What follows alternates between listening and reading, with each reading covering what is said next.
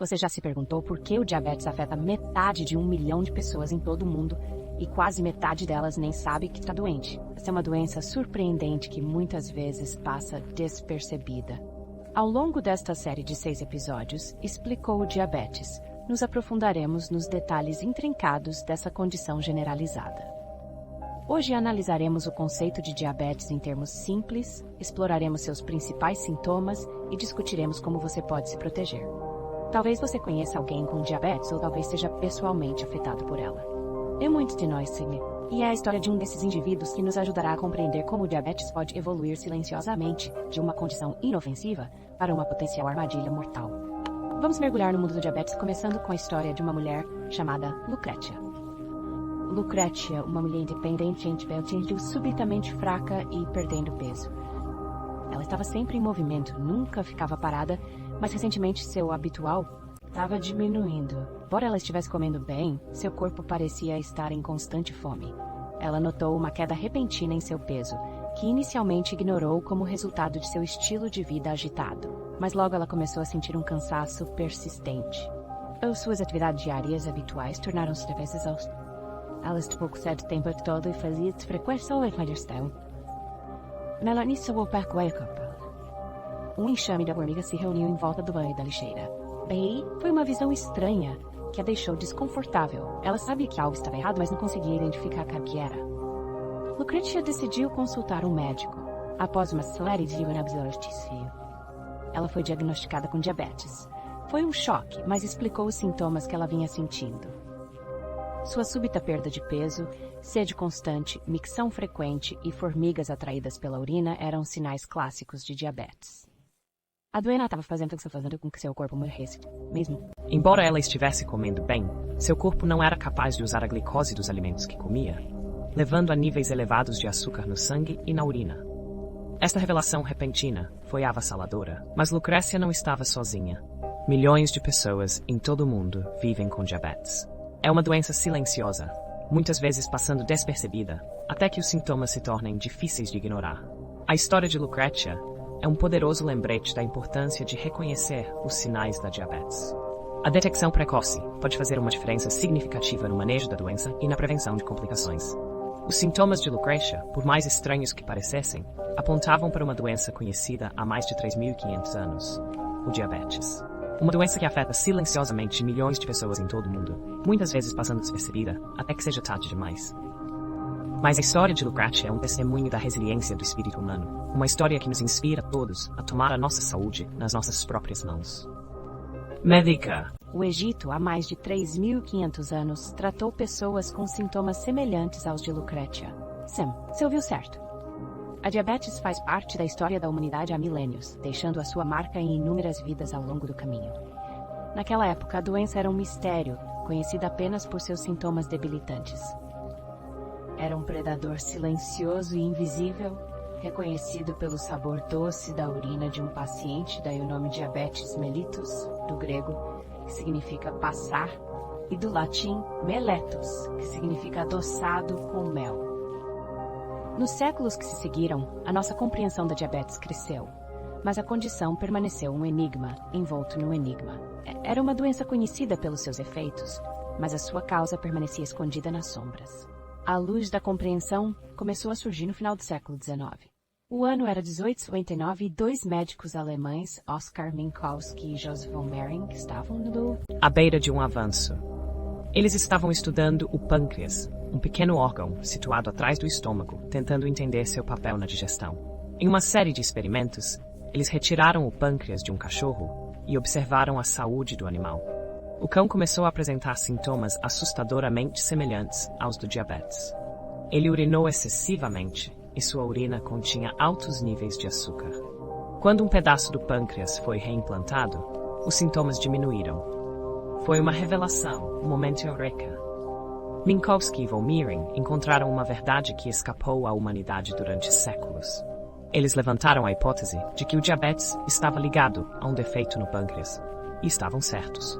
Isto marcou um ponto de viragem na nossa compreensão da diabetes. Já não era um enigma. Era uma condição ligada a um órgão específico do corpo. E com este conhecimento recém-adquirido, abriu-se a porta para mais pesquisas, melhores tratamentos e alguns mais esperançosos. Para quem vive com diabetes. Nesse 89, um avanço ocorreu quando 2 médicos associaram diabetes a um defeito no pâncreas. O pâncreas, órgão situado atrás do estômago, desempenha um papel crucial na digestão e no diabetes. Este órgão essencial tem 2 funções principais. A maior parte do pâncreas está envolvida na produção de enzimas digestivas, que nos ajudam a quebrar e absorver os nutrientes dos alimentos. Mas dentro do pâncreas também existe um pequeno grupo especial de células que desempenham uma tarefa muito diferente.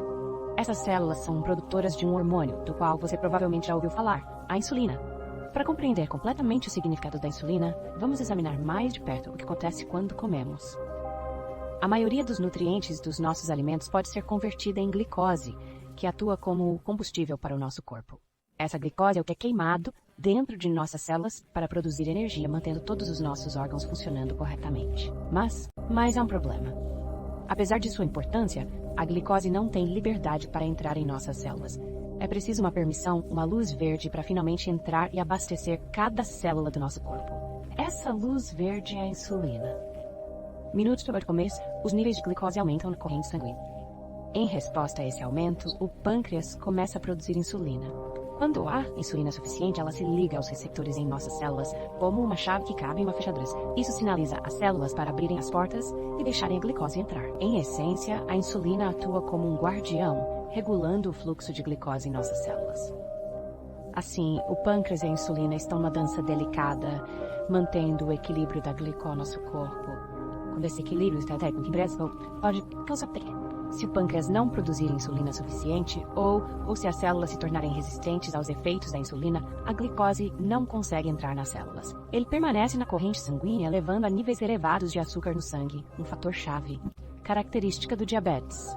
Em resumo, o pâncreas produz insulina, hormônio responsável por controlar a entrada de glicose em nossas células.